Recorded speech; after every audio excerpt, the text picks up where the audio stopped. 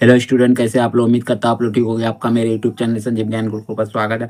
आज मैं आपको क्लास 10 के गणित में पृष्ठ क्षेत्रफल और आयतन का प्रश्नावली 13.1 का प्रश्न 7 सॉल्व करके समझाऊंगा। इस क्वेश्चन को मैं आपको बहुत ही आसान व इजी वे में स्टेप बाय स्टेप समझाऊंगा, ताकि आप सभी स्टूडेंट को इस प्रश्न का अच्छी प्रकार समझ में आ जाए। ठीक है, यदि यह वीडियो आपको पसंद आए तो प्लीज मेरे वीडियो को लाइक शेयर कर दीजिएगा, और यदि आप वीडियो पर नए हैं तो सब्सक्राइब बटन प्रेस कर बेल आइकन प्रेस कर ऑल पर क्लिक कर दीजिएगा, ताकि हमारी हर पहली वीडियो का नोटिफिकेशन आपको सबसे पहले मिले। ठीक है, और प्रश्न 7 सॉल्व करने से पहले मैं आपको एक बात कह दूं कि इस वीडियो का पूरा अंतर देखिएगा, बीच में कभी स्किप मत कीजिएगा, नहीं तो आपको वीडियो में प्रश्न का अच्छी तरह समझ में नहीं आएगा। ठीक है, तो देखिए प्रश्न 7 क्या कह रहा है। कोई तंबू एक बेलन के आकार का है जिस पर एक शंकु अध्यारोपित है। यदि बेलनाकार भाग की ऊंचाई और व्यास क्रमशः 2.1 मीटर और 4 मीटर है। देखिए यहाँ क्रमशः का मतलब होता है कि देखिए यहाँ ऊंचाई पहले दिया हुआ फिर व्यास दिया हुआ, यानी ऊंचाई का मान 2.1 मीटर है और व्यास का मान 4 मीटर है, मैंने क्रम से।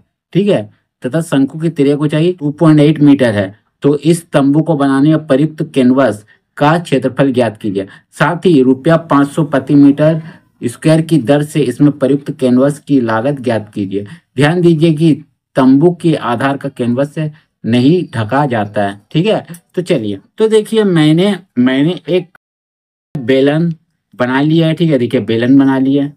ठीक है, ये आपका बेलन है। ठीक है, और इसमें बोला गया है क्या, जिस पर एक शंकु अध्यारोपित है। ठीक है, तो इस पर हम लोग क्या करते हैं, एक शंकु डाल देते हैं। ठीक है, अध्यारोपित कर देते हैं। तो चलिए यहाँ में हम कहीं भी एक बिंदु ले लेते हैं। चलिए ले लिए, अब इसको मिला देते हैं।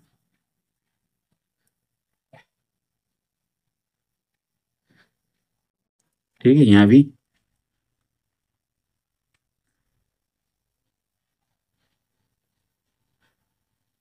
ठीक है। अब चलिए, अब देखिए बोला गया आगे, बेलनाकार भाग की ऊंचाई आपको कितना दिया, और 2.1 मीटर। ठीक है, तो देखिए बेलनाकार भाग ये है, इसकी ऊंचाई देखिए आपको दे दी है 2.1 मीटर। ठीक है, और 4, और इसका व्यास कितना है, 4 मीटर। अब इसका व्यास कितना दिया, और बेलनाकार आधार का व्यास देखिए यहाँ से यहाँ तक 4 मीटर, तो हम लोग लिख देते 4 मीटर। ठीक है, और तो इस तंबू को बनाने में प्रयुक्त कैनवस की क्षेत्रफल ज्ञात की जाए। तो देखिए आपको कैनवस का क्षेत्रफल निकालने के लिए आपको क्या करना होगा, बेलन का पृष्ठीय क्षेत्रफल निकालना होगा, शंकु का पृष्ठीय क्षेत्रफल निकालना होगा। ठीक है, और इन दोनों को जोड़ दीजिएगा, आपको कैनवस का क्षेत्रफल ज्ञात हो जाएगा। ठीक है, तो चलिए, और बोला गया है शंकु की तिर्यक ऊंचाई आपको 2.8 मीटर दिया हुआ। ठीक है, तो यहाँ लिख दीजिए 2.8 मीटर, 2.8 मीटर। ठीक है, यहाँ से यहाँ तक। ठीक है, तो चलिए अब देखिए, बेलन का आपका पृष्ठीय क्षेत्रफल क्या होता है, आपका होता है 2πr/h जोड़, और शंकु का पृष्ठीय क्षेत्रफल होता है πr/l। ठीक है, तो देखिए यहाँ पाई का मान हमें मालूम है, आर हमारा ज्ञात हो जाएगा किससे। देखिए आर हमारा 4 मीटर आपका क्या है, व्यास है, उसका आधा कर दीजिएगा, आपको शंकु का क्या हो जाएगा, त्रिज्या पता चल जाएगा। ठीक है, और एच का मान हमें मालूम है, बेलन का देखिए 2.1 मीटर। ठीक है, और यहाँ देखिए पाई आर मालूम है, एल का ही मान मालूम है, देखिए 2.8 मीटर त्रिज्या को चाहिए। ठीक है, ऐसे ही बोलते हैं हम लोग शंकु का। ठीक है, तो सबसे पहले जो दिया हुआ हम लोग उसको लिख लेते हैं, फिर आगे का काम करते हैं। ठीक है, तो लिखते हैं हल, लिखते हैं यहाँ बेलन की ऊंचाई, बेलन की ऊंचाई h बराबर आपको दिया हुआ है कितना, देखिए 2.1 मीटर। ठीक है, और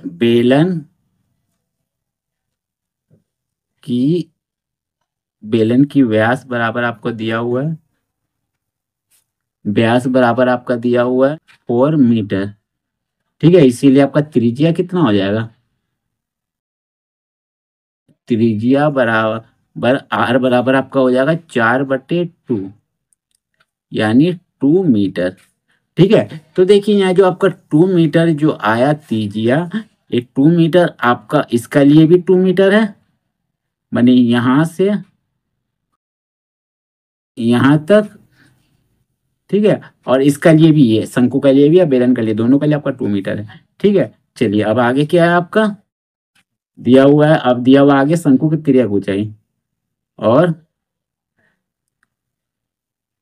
शंकु की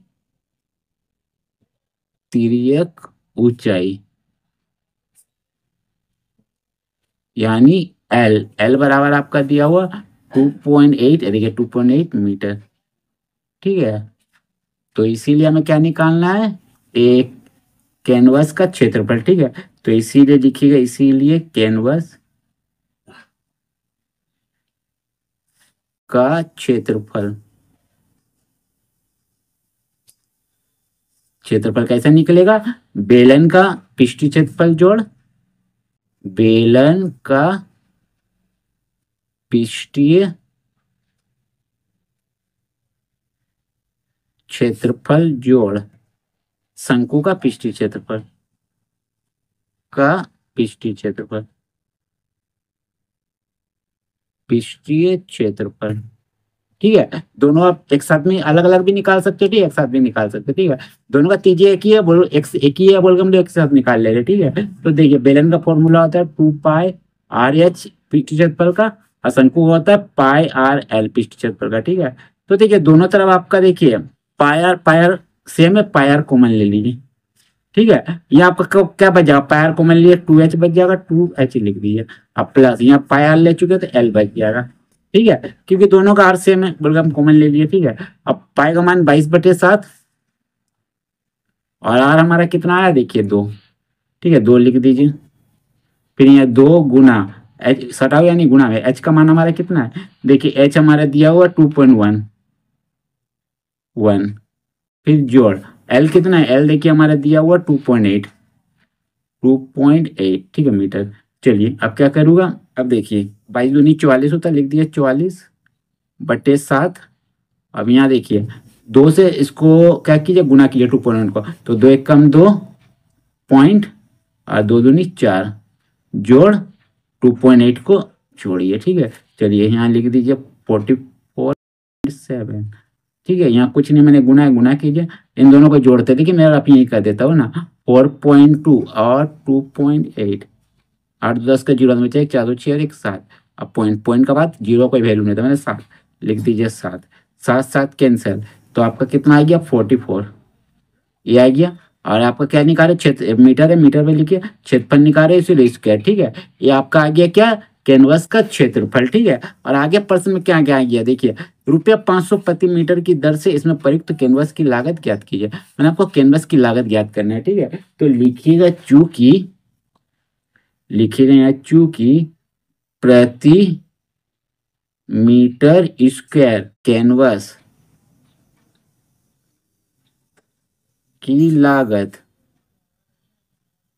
बराबर आपका 500 रुपया।